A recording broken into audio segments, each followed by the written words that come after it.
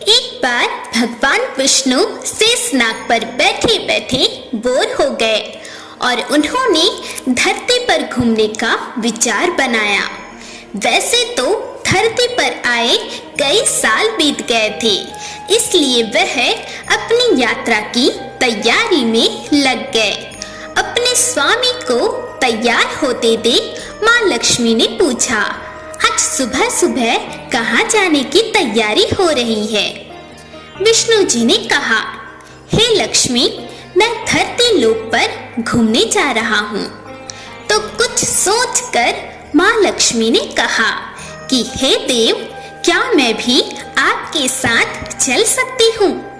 भगवान विष्णु ने 2 पल सोचा, फिर कहा, आप चल तो सकती हो, पर एक शर्त है कि तुम धरती पर पहुंचकर उत्तर दिशा की ओर बिल्कुल मत देखना। माता लक्ष्मी इस बात पर राजी हो गई और सुबह सुबह माँ लक्ष्मी और भगवान विष्णु धरती पर चले गए। अभी सूर्य देवता भी निकल ही रहे थे। रात को बारिश हुई थी। मौसम बहुत सुहाना था। चारों ओर हरियाली थी। धरती बहुत ही सुंदर दिख रही थी। धरती की सुंदरता से माँ लक्ष्मी मंत्रमुग्ध हो गई और इधर उधर देखने लगी। वह भूल गई थी कि आने से पहले वह विष्णु जी को क्या वचन देकर आई हैं। चारों ओर देखते हुए वह कब उत्तर दिशा की ओर देखने लगी, पता ही नहीं चला। उत्तर दिशा में एक बहुत ही सुंदर बगीचा नजर आया और उस तरफ से भीनी भीनी खुशबू आ रही थी और वहाँ बहुत ही सुंदर फूल खिले थे। यह एक फूलों का खेत था और माँ लक्ष्मी बिना कुछ सोचे समझे उस खेत में चली गई और एक सुंदर सा फूल तोड़कर भगवान विष्णु के पास गई। लेकिन यह क्या? जब माँ लक्ष्मी भगवान विष्णु के पास वह फूल लेकर गई तो भगवान विष्णु की आंखों में आंसू आ गए और भगवान विष्णु ने माँ लक्ष्मी से कहा कि भी किसी से बिना पूछे उसकी कोई भी वस्तु नहीं लेनी चाहिए और साथ ही उन्हें उनका वचन याद दिलाया। माँ लक्ष्मी ने अपनी भूल के लिए भगवान विष्णु से माफी मांगी। तब भगवान विष्णु ने कहा कि आपने जो भूल की है उसकी सजा आपको मिलेगी ही। हे देवी, जिस माली के खेत से आपने बिना पूछे जो फूल तोड़ा है वह भी एक प्रकार की चोरी ही है, इसलिए आपको 3 सालों तक उस माली के घर नौकर बनकर ही रहना पड़ेगा। उसके बाद मैं आपको बैकुंठ धाम वापस बुला लूंगा। लक्ष्मी ने चुपचाप हाँ कर दी। माँ लक्ष्मी गरीब लड़की का रूप धारण करके उस खेत के मालिक के घर गई।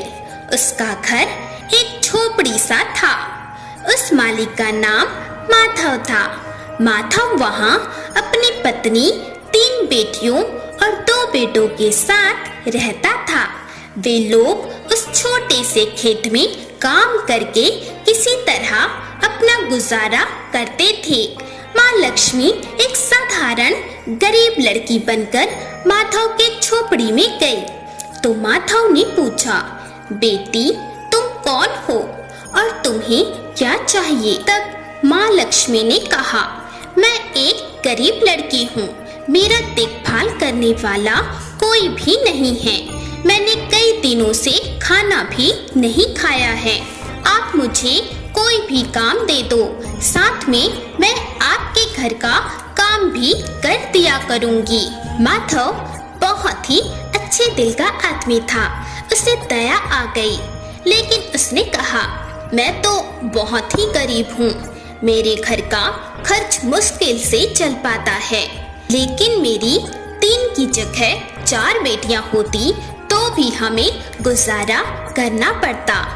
इसलिए अगर तुम मेरी बेटी बनकर जैसा रूखा सूखा हम खाते हैं उसमें खुश रह सकती हो तो बेटी अंदर आ जाओ।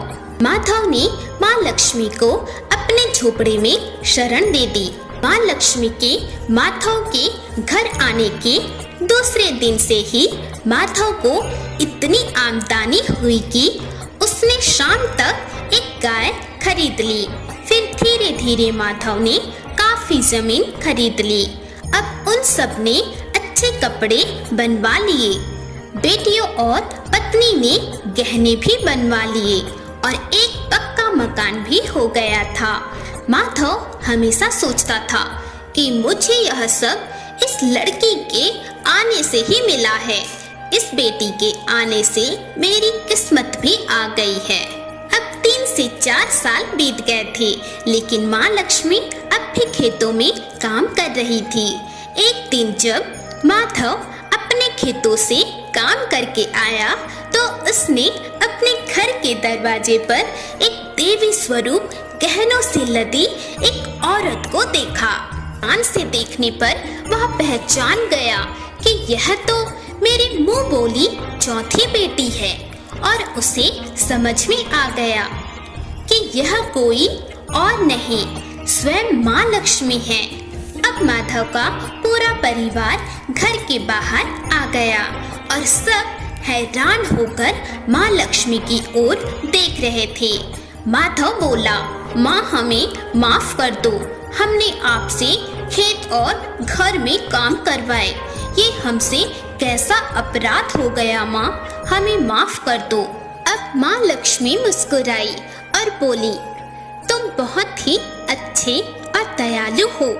तुमने मुझे अपनी बेटी की तरह रखा है, अपने परिवार के सदस्य की तरह मुझे प्यार दिया है। इसके बदले में मैं तुम्हें एक वरदान देना चाहती हूँ कि तुम्हारे पास कभी भी खुशियों की और धन की कमी नहीं रहेगी। तुम्हें हर वो सुख मिलेगा जिसके तुम हकदार हो। ऐसा कहकर माँ लक्ष्मी भगवान विष्णु द्वारा भेजे गए रथ में बैठकर वैकुंठ धाम वापस चली गई।